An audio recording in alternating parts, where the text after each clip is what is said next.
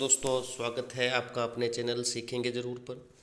जैसा कि आपको पता है, हम बोर्ड एग्ज़ाम 2023 10वीं और 12वीं के लिए इम्पोर्टेंट टॉपिक्स की सीरीज स्टार्ट कर रखी है। उसी कड़ी को आगे बढ़ाते हुए आज हम हिंदी, जो कि हमारा पेपर होने वाला है, उसके कुछ किस तरीके से हमें उस एग्ज़ाम करनी है, उसको लेकर मैं वीडियो लेकर आया हूँ। तो देखो, जैसे आप देख पा रहे हैं, हिंदी बोर्ड 2023, इस पैटर्न के बाद देखने के बाद आप विश्वास कीजिए कि आपको कितने मैटर को किस तरीके से पढ़ना है वो आपको आइडिया लग जाएगा और आप कम समय में ज़्यादा स्कोर कर सकते हैं। इस बात का मैं दावा करता हूँ। देखो, सबसे पहले हम बात करते हैं अपठित गद्यांश आएगा, 6 अंक का होगा, और एक अपठित पद्यांश आएगा, वो भी कितने अंक का होगा, 6 अंक का। याद रखना, ये जो 12 अंक के क्वेश्चन होंगे ये ऑब्जेक्टिव टाइप क्वेश्चन होने वाले हैं, अपठित गद्यांश से और अपठित पद्यांश से। ठीक है, एक मध्य आएगा कितने अंक का, 5 अंक का। तो इनमें आपको क्या करना है, देखो जो ऑब्जेक्टिव क्वेश्चन है उसमें तो ज़्यादा समय लगेगा नहीं, लेकिन निबंध वाले क्वेश्चन में आपको कम से कम गलतियों को करके, त्रुटि का मतलब क्या होगा कि आप जो मात्रात्मक गलती है वो नहीं करनी है, और निबंध में पॉइंट टू पॉइंट बना के आपको सारी चीज़ों को एक्सप्लेन करना है। ये चीज़ ध्यान में रखें, काम करना है। उसके बाद जो एक पत्र आएगा वो कितने नंबर का होगा, 4 नंबर का। एक पत्र लिखना है आपको, वो कितने नंबर का हो गया, 4 नंबर का। तो देख सकते हो कि ये जो आपके नंबर है ये स्कोरिंग मार्क्स नंबर है, आप इसमें स्कोर कर सकते हो। उसके बाद है व्यवहारिक व्याकरण। देखो, व्यवहारिक व्याकरण जो है वो 8 अंक की होगी। इसको 4 भागों में बांटा गया है। एक तो भाषा व्याकरण 2 अंक का, एक शब्द शक्ति 2 अंक की, एक अलंकार 2 अंक के, और एक परिभाषित शब्दावली। तो ये टोटल 4 भागों में व्यवहारिक व्याकरण को बांटा है, जो कि 8 मार्क्स की है, और 2-2 करके ये 4 भाग बटे हैं, तो टोटल कितने मार्क्स हो गए, 8 मार्क्स। समझ में आ गई।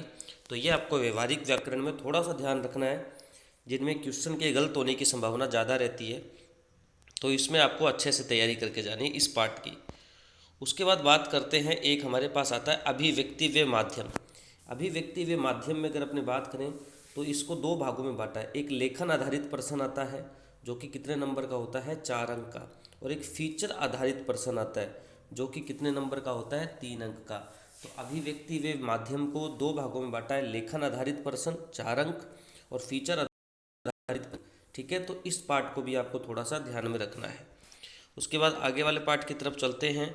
देखो, अब आपकी एक बुक लगती है, आपको पता है आरोह है, जो आपकी बुक लगती है आरोह, ये बुक पूरी जो बुक है वो 32 नंबर की है। जैसे यहाँ पर आप देख रखे हो, टोटल मैंने 32 बताया हुआ है, लेकिन ये 32 नंबर आपको कैसे प्राप्त होंगे, तो ये बुक आपके लिए इम्पोर्टेंट है।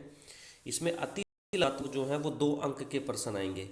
अब देखो, 2 अंक के आएंगे तो ब्रैकेट में लिखा है 2 गुणा 1, इसका मतलब है एक प्रश्न 1 नंबर का होगा, तो 2 प्रश्न आएंगे अति लघुरात्मक इस किताब से, और लघुरात्मक प्रश्न आएंगे 8 नंबर के। यानी लघुरात्मक प्रश्नों की संख्या होगी 4, और प्रत्येक प्रश्न कितने नंबर का होगा, 2 नंबर का होगा। तो 4 गुणा 2 यानी कितना हो जाएगा, 8। उसके बाद आएगा दीर्घ लघुरात्मक, दीर्घ यानी बड़ा। तो याद रखना, ये आपका 3 नंबर का एक क्वेश्चन होगा, और कितने प्रश्न आएंगे, 2। तो 2 गुणा 3 तो हो गए 6, प्लस ये देखो एक लिखा हुआ है 1 गुणा 4।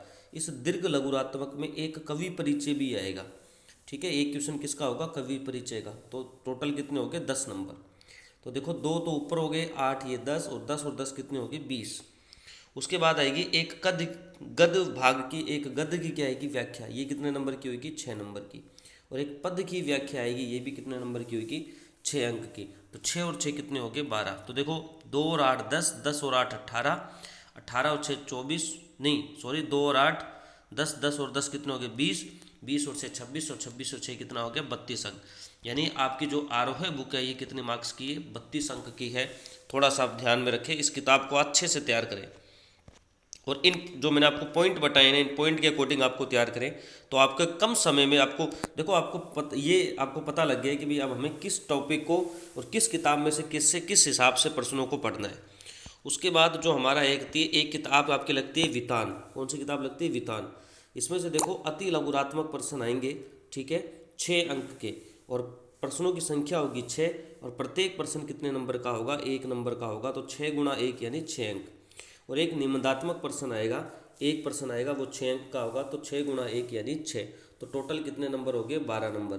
तो देखो जो आरोह किताब है वो 32 नंबर की है और जो वितान किताब है वो कितने नंबर की है, 12 अंक की है। तो इस हिसाब से सभी भागों को मिलाने के बाद टोटल कितने मार्क्स बनते हैं, 80 मार्क्स बनते हैं। और इस पार्ट को देखने के बाद आपको जो आपका सिलेबस है उसको इस हिसाब से कवर करना है कि आप कम समय में ही अच्छे से तैयारी कर सकें। अगर आप हमारे चैनल पर पहली बार आए हैं तो चैनल को सब्सक्राइब कर लीजिए, क्योंकि हम 10वीं और 12वीं बोर्ड परीक्षाओं के प्रत्येक सब्जेक्ट से रिलेटेड वीडियोस डालते रहते हैं। और चैनल को आप सब्सक्राइब कर लीजिए ताकि कोई भी हम नई वीडियो डालें तो उसका मैसेज तुरंत आपको प्राप्त हो जाए और आप बिना समय गंवाए उस कंटेंट को देख लें।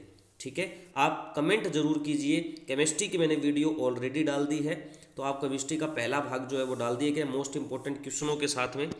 ठीक है, और उसका जो दूसरा भाग है वो जल्दी आ जाएगा, आप कमेंट जरूर कीजिए। ठीक है, जय हिंद जय भारत।